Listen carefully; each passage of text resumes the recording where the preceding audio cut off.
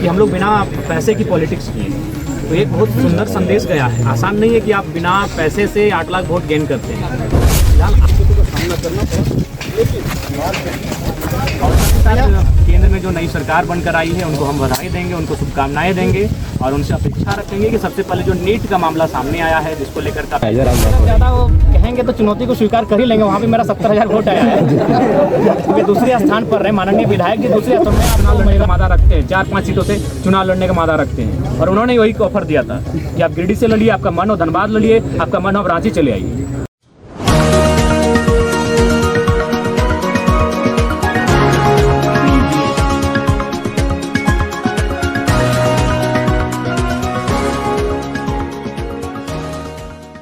नमस्कार, जोहार। आदिवासी दुनिया में आपका स्वागत है। ये ना है समाचार, ये है जनता के विचार और मैं हूं आपके साथ गायत्री शर्मा। जयराम महतो गिरिडीह से चुनाव हारने के बाद आज पहली बार मीडिया के साथ उन्होंने बातचीत की। जी हाँ, रांची के ऑक्सीजन पार्क में एक प्रेस वार्ता को संबोधित करते हुए उन्होंने कहा कि जिस तरह से उनकी पार्टी 3 लाख वोट ला करके भी जनता का भरोसा जीत गई है, भले वह इस चुनाव में किसी पोजीशन पे किसी बड़े स्थान नहीं मिला हो, लेकिन जनता का भरोसा उन पे कायम है। 3 लाख वोट लाना बिना कोई प्रचार प्रसार के, बिना कोई बूथ मैनेजमेंट के आना, ये बड़ी बात उन्होंने बताया है। उन्होंने कहा है कि आने वाले समय में यह पार्टी बहुत अच्छा प्रदर्शन करेगी, फिर वो चाहे कुछ महीनों के बाद होने वाले विधानसभा का चुनाव ही क्यों ना हो। वही जयराम महतो यह कहते हुए नजर आए कि आने वाले दिनों में किसी भी अलायंस के साथ वह जाना पसंद नहीं करेंगे, वह मर्ज नहीं होंगे, फिर वो चाहे एनडीए हो या फिर इंडिया गठबंधन। उन्होंने कहा कि 3 लाख वोट लाने के बाद वह स्वच्छता से किसी के साथ भी मिलकर सरकार बना लेते, लेकिन इससे जनता का भरोसा कहीं ना कहीं डगमगा जाता।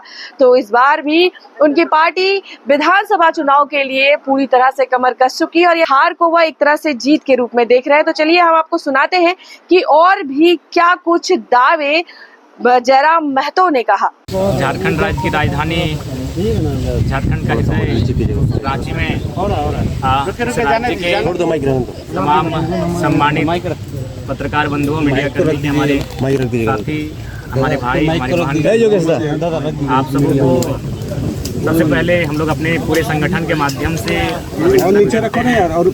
आभार करते हैं और आपका धन्यवाद करते हैं कि आज चुनाव में जो भी परिणाम हमें हासिल हुए उनमें कहीं ना कहीं आप सबों का बहुत योगदान रहा।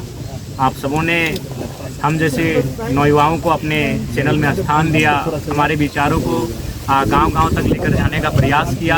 इसके लिए आप सबों का हम लोग तहे दिल से आभार प्रकट करते हैं, अभिनंदन करते हैं।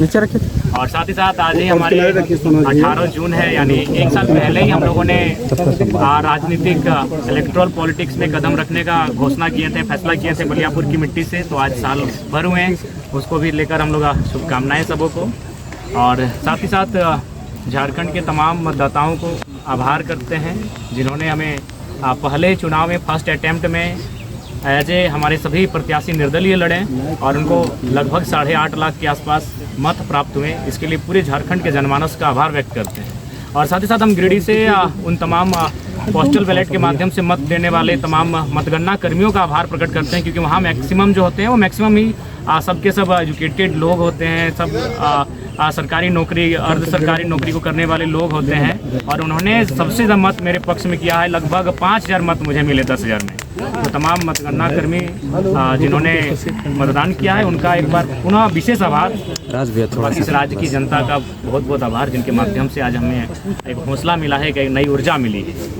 और साथ ही साथ हम लोग आशा करते हैं, उम्मीद करते हैं कि जिस उम्मीद के साथ राज्य के जनमानस, राज्य की जनता हम लोग पर आस जता रही है, उस पर हम लोग खरा उतरने के लिए आगामी विधानसभा के चुनाव में मजबूती के साथ शिरकत करेंगे। और साथ ही साथ केंद्र में जो नई सरकार बनकर आई है उनको हम बधाई देंगे, उनको शुभकामनाएं देंगे और उनसे अपेक्षा रखेंगे कि सबसे पहले जो नीट का मामला सामने आया है, जिसको लेकर काफ़ी चर्चाएं हो रही है, पूरे देश में माहौल गर्म है, इस नीट में जो समस्याएं आई इनका समाधान किया जाए। क्योंकि आज लाखों करोड़ों युवाओं का भविष्य इन परीक्षाओं में तय होता है, इन परीक्षाओं के माध्यम से अपने भविष्य को तय करते हैं। तो जो नई सरकार देश में बनकर आई है उनसे मेरी अपील होगी झारखंड के तमाम मीडिया हाउस के माध्यम से इस समस्या का निदान हो। और साथ ही साथ जो भी हमारे प्रत्याशी जीत कर आए हैं, मैं उनसे इस बात की अपील करूंगा जो पूर्वाग्रह की राजनीति ना करेंगे, वो किसी बूथ को गिनकर किसी के सहयोग करने की राजनीति ना करेंगे।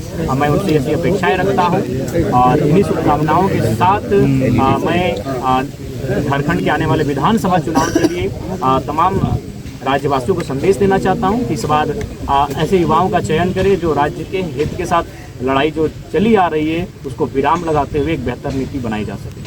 देखिए, विधानसभा के चुनाव हम लोग प्रयास करेंगे कि बहुमत की सीटों पे लड़े, यानी मान के चले हम लोग 8 लोकसभा की सीटों पे चुनाव लड़े थे, तो 8 6 48 शायद चतरा और हजारीबाग में 5 46 सीटें तो हमारे अंदर आ ही रही, तो उन 46 सीटों पे तो लड़ना ही है। उसके बाद हम लोग जमशेदपुर में प्रत्याशी नहीं दिए थे, खूंटी पे नहीं दिए थे, गोड्डा में नहीं दिए थे, तो हमें लगता है इन 3 लोकसभा में हम लोग जाएंगे, वहाँ हमारे वोटर्स हैं, वहाँ हमारे कार्यकर्ता हैं, तो हमें लगता है कि 55 के आसपास विधानसभा सीटों पर हम लोग चुनाव लड़ते हुए दिखेंगे। नहीं, देखिए, दिल्ली इसी क्रम में गए थे, दिल्ली जाने का कार्य डेमोक्रेसी के स्कूल में भी शामिल होना था और चुनाव संबंधित इलेक्शन कमीशन से जानकारियों को भी लेना था, तो हमें लगता है 15 से 25 दिनों के दरमियान हमारी पार्टी का सिंबल भी अलॉटमेंट होने की संभावना बन जाएगी और पार्टी को रजिस्ट्रेशन नंबर भी अलॉटमेंट हो जाएगा।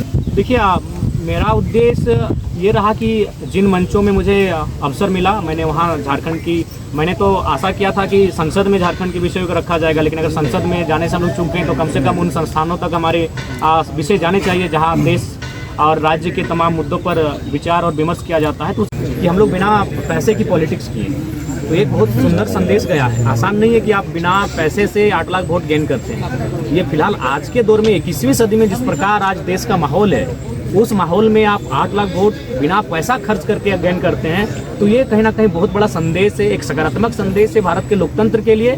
और उस हिसाब से मैं सभी का धन्यवाद देना चाहूँगा। और बिल्कुल हम लोगों ने कहीं भी मैं अगर अपने गिरिडीह लोकसभा की बात करूं तो 2200-2300 के आसपास बूथ थे, उनमें हमको लगता है 1200 से 1300 के बीच ही हमारे एजेंट बैठ पाए थे।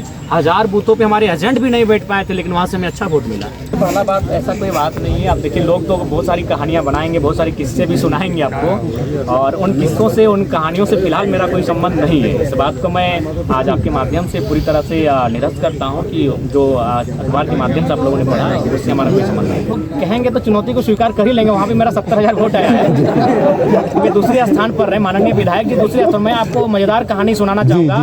गिरिडीह लोकसभा में माननीय सांसद के जितने प्रतिनिधि हैं, जितने ग्रामीण प्रतिनिधि हैं, आप उनका बूथ चेक कीजिए, बुरी तरह पीटे हैं।